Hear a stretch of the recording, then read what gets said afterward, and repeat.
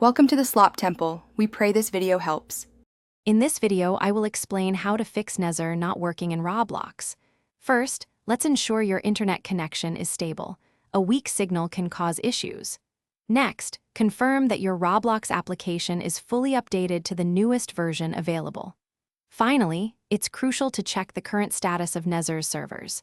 Sometimes, the problem isn't on your end, but rather with the service itself. These initial checks are vital before proceeding to more advanced troubleshooting steps.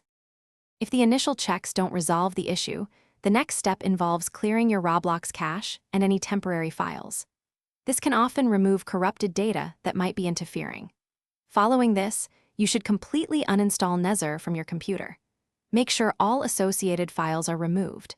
Then, perform a fresh installation of Nezur, ensuring you download it only from its official and trusted source to avoid any security risks or outdated versions. Sometimes, your computer's security software can mistakenly block applications. You'll need to adjust your firewall settings to explicitly allow both Nezur and Roblox to communicate freely.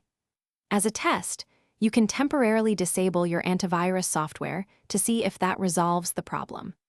If it does, remember to add Nezur and Roblox to your antivirus exclusion list to prevent future interference, ensuring your system remains protected while allowing the applications to run. Finally, ensure your operating system meets Nezur's minimum requirements for optimal performance. An outdated OS can lead to compatibility issues.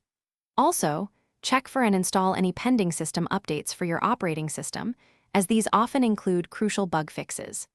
If all else fails, the most effective solution is to contact Nezur's official support team. They can provide personalized assistance and specific solutions tailored to your unique situation, helping you get back to playing. Thanks for watching. Consider subscribing if we helped you.